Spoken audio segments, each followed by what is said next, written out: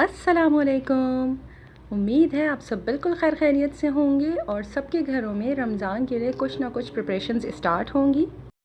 मैंने 2017 में आप लोगों के साथ समोसा पट्टी या मांडा पट्टी घर पर बनाने की रेसिपी या मेथड शेयर किया था। जिस तरह से वो बाज़ार में तैयार किया जाता है वो वैसा ही सेम मेथड है। मैं उसकी लिंक भी डिस्क्रिप्शन में मेंशन कर दूँगी। आज मैं आप लोगों के साथ एक बार फिर एक बिल्कुल ही न्यू और डिफरेंट मेथड के साथ समोसा शीट्स घर पर ईज़िली प्रिपेयर करने का मेथड शेयर कर रही हूँ। वो पुराना टिपिकल मेथड भी बहुत सिंपल और इजी है। अगर आप चाहते हैं तो उसी मेथड को फॉलो कर सकते हैं, अदरवाइज़ ये मेथड भी बहुत ही सिंपल है। इसमें आपको किसी किस्म की कोई रोलिंग नहीं करनी है और बहुत सॉफ्ट शीट्स प्रिपेयर होती हैं। रेसिपी स्टार्ट करने से पहले अगर अब तक आपने मेरे चैनल को सब्सक्राइब नहीं किया तो प्लीज़ सब्सक्राइब कर लीजिए। तो आइए शुरू करते हैं। सबसे पहले इसका बैटर प्रिपेयर करने के लिए मैंने एक बोल में लिया है 2 कप मैदा। मैंने मेजरिंग कप यूज़ नहीं किया है। घर का जो चाय का कप होता है आप उससे भी मेजर कर सकते हैं और उसी कप से आप इसमें 1.5 कप पानी शामिल कर दीजिए। जिस भी कप को आप यूज़ करेंगे सेम कप को फॉलो करते हुए 2 कप मैदा, 1.5 कप पानी, आधा चाय का चम्मच नमक और 1 चाय का चम्मच तेल डालने के बाद आप चाहें तो इसे हैंड विस्क की हेल्प से भी बीट कर सकते हैं।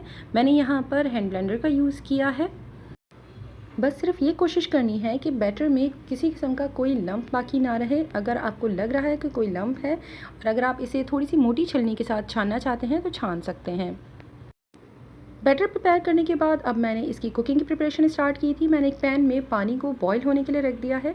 इसके ऊपर आप कोई भी फ्राई पैन रख दीजिए। बेहतर है कि इसके लिए आप non stick fry pan use कीजिए। थोड़े से कतरे इसके ऊपर मैंने ऑयल के डाले हैं और इसे मैं किचन टॉवल या फिर टिश्यू पेपर के साथ आप इसे क्लीन कर लीजिए ताकि ज़्यादा ऑयल ना लगे। जैसे ही पैन गर्म हो जाए तब आप इसके ऊपर किसी ब्रश की हेल्प से जो बैटर हमने प्रिपेयर किया है वो स्प्रेड कर दीजिए। कोशिश कीजिएगा कि इसके लिए आप फ्लैट ब्रश इस्तेमाल करें। पैन प्रॉपर गरम होना चाहिए। मैंने फ़र्स्ट शीट बनाते हुए पैन को प्रॉपर गरम नहीं किया था और इसमें भी इसी तरह है कि आपको शायद फ़र्स्ट शीट बनाने में थोड़ी सी प्रॉब्लम हो। जिस तरह से हमें डोसा प्रिपेयर करने में पहला डोसा इतना परफेक्ट नहीं निकलता है, लेकिन जैसे ही पैन बिल्कुल अच्छी तरह से हॉट हो जाता है इसके बाद आपके तमाम डोसे बहुत अच्छी तरह से निकल आते हैं। सेम यही प्रॉब्लम मेरे साथ इसमें हुई थी। मैंने पैन को कंप्लीट गर्म नहीं होने दिया और पहले ही बैटर डाल दिया था तो वो थोड़ा सा ब्रेक हो रहा था। क्योंकि जब आपका पैन गरम होगा तब आप इसके ऊपर जैसे जैसे बैटर लगाते जाएंगे उसी वक्त वो कुक होना शुरू हो जाएगा और आपको समझ में आ जाएगा। अगर वहाँ कहीं भी कोई होल बाकी रह जाता है तो उसके ऊपर आप थोड़ा सा ब्रश से बैटर दोबारा से अप्लाई कर सकते हैं। बेहतर है कि पहले आप साइड्स को कवर कीजिए पूरा राउंड शेप बनाने के बाद। इसके बाद मैंने सेंटर में ब्रश से बैटर को अप्लाई किया है और जैसे ही वो कुक होने लगता है फ़ौरन आपको अंदाज़ा हो जाएगा कि किसी जगह मज़ीद कोट करने की ज़रूरत है, तो आप ब्रश की हेल्प से दोबारा वहाँ पर थोड़ा सा बैटर अप्लाई कर सकती हैं। अगर पैन अच्छी तरह से गर्म हो चुका है तो बस चंद सेकंड के अंदर ही आप देखेंगे कि कॉर्नर्स पे से जितना भी बैटर है वो कुक होकर खुद ही अलहदा होना शुरू हो गया है। बस आप किसी भी स्पून या स्पैचुला की हेल्प से उस शीट को आप उठा लीजिए।